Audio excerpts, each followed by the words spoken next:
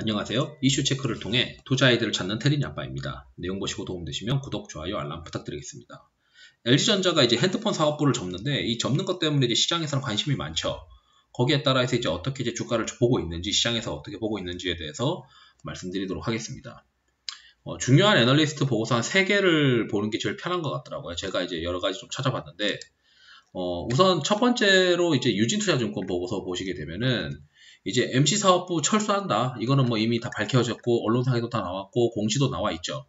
거기다가 이제 중단 산업으로 이제 반영되는 적자가 있는데 여기 이제 핵심적인 내용은 이 컨센서스를 여기서 바꿨어요. 일단 재밌는 거는 MC 사업부 인력은 이미 빠져나가고 있었고 그리고 핸드폰 사업부의 적자가 한 7,500억 정도다라고 지금 되어 있죠. 그리고 매출은 전사 기준으로 한 8%인데 적자가 이렇게 있었다. 그리고 전체 이제 영업이익에서 신규와 기존이 있습니다. 기존 대비 신규로 어떻게 이제 영업이익 컨센서스를 바꿨느냐. 1분기 컨센서스를 바꾸고 그리고 연간 컨센서스를 바꿨는데 연간으로 보니까 적자는 여전히 2021년까지는 반영이 된다라는 거죠. 그렇다면 2021년도의 실적 컨센서스는 뭐 바뀐 건 없습니다. 그러다 보니까 일부 애널리스트들은 올해 이제 목표 주가를 크게 바꾸진 않죠. 이 이슈가 이미 알고 있었고 주가상에 반영이 되고 있었기 때문에 이제 시간이 지나면 지날수록 어떻게 이제 주가가 이제 밸류에이션이 리레이팅이 돼야 되는 걸 기대해야 되는 상황입니다. 2021년도의 큰 그 연간 실적은 일단 시장의 뷰가 그렇게 바뀌진 않는 상황인 겁니다. 여전히 적자는 올해까지는 반영이 되는 걸로 일단 추정을 해야 되는 거고 중단사업 손실도 반영한다고 지금 되어 있으니까요. 그런데 이제 핵심은 이겁니다. 이 글로벌 가전업체들로 이제 되는 거죠. 일반적인 가전업체가 되고 그동안 이제 기업 가치를 타격이라고 표현하는 게 맞겠죠. 기업 가치를 디스카운트 시켰던 이 핸드폰 사업부가 MC 사업부, 그죠? MC 사업부를 날려버리면서 거기에 따라서 우리가 PBR 밸류에이션 자체가 이러한 그 가전업체들 대비해서 PBR이 싸지 않느냐라고 이제 시장에서 주장을 하는 겁니다. 그렇게 되면은 여기 이제 PBR로 점진적으로 좀 비슷한 PBR로 이제 올라갈 수가 있다고 하면은 대부분 이제 업사이드를 한 PBR 2배까지는 가야 된다. 그러니까 이제 뭐 업사이드 고려해서 한 50% 이상 있는 거 아니냐.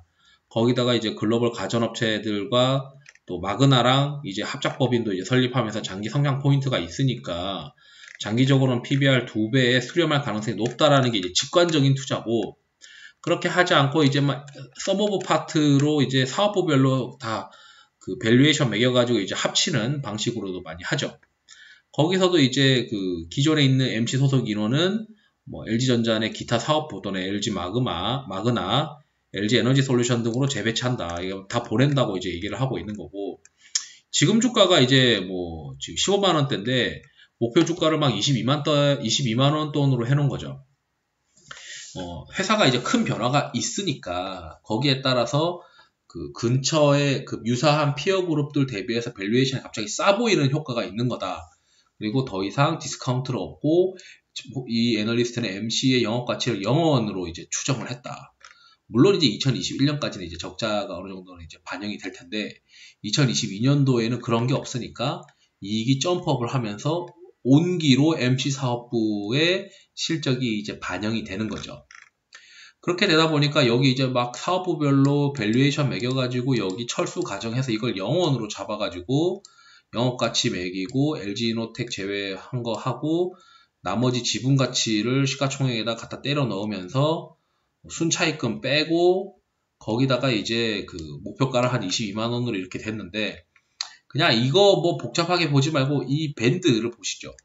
과거에는 이 MC 사업부를 달고 이런 밴드를 움직였다면 MC 사업부에 대한 밴드가 없다면 이걸 뚫고 가야 된다는 거다라는 게 이제 저도 그 부분에 대해서는 동의하는 바입니다.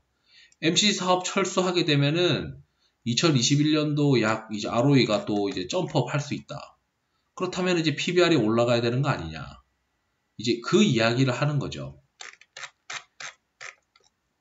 그래서 여기 이제 다른 애널리스트도 매 한 가지로 마찬가지입니다.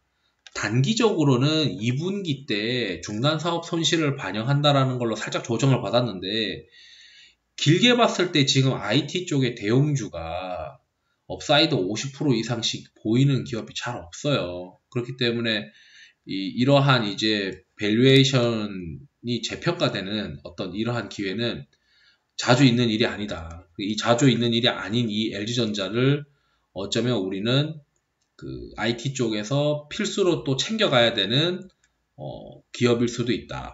그렇게 생각이 듭니다.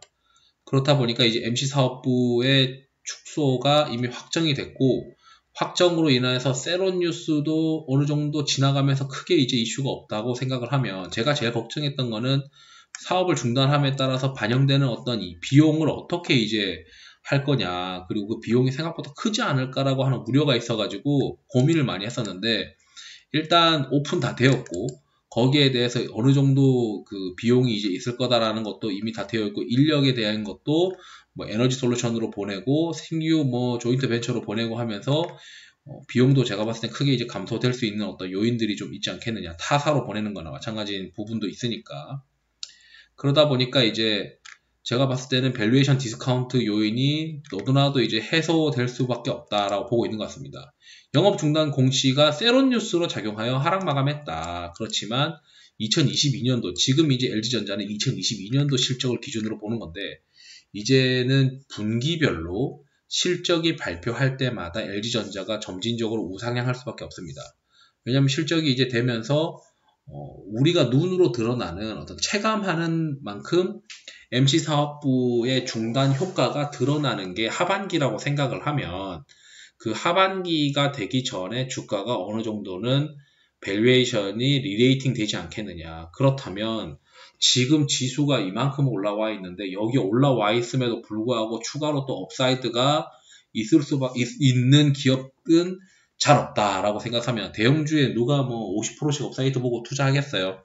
대형주 업사이드는 뭐 보통 한 20-30% 잡아놓고 뭐 중간중간에 추가로 더 컨센이 올라가는지를 보면서 이제 플레이 하는 건데, 이렇게 업사이드가 높은 기업은 해볼만 하다. 그리고 이제 가지고 있는 LG이노텍도 어차피 뭐 중화권에서, 그 중국에서 위구르 관련된 이슈가 있다 보니까 뭐 실적이 이제 계속 꾸준히 좋아질 수밖에 없다고 저는 생각을 하고 있어서, LG전자의 그렇게 큰 약점이었던 MC사업부가 접는 게 이제는 약점이 좀 잘 안 보인다라는 거죠. 약점이 안 보이고 밸류에이션 업사이드가 이 피어그룹 대비 싼 게 자꾸 눈에 들어오면, 우리 같은 기관 투자자들뿐만 아니고 글로벌 투자자들도 LG전자에 계속 투자를 할 가능성이 높다. 이걸 이제 말씀드리고 싶습니다. 이상으로 영상을 마치도록 하겠습니다. 투자에 도움이 되시길 바랍니다. 감사합니다.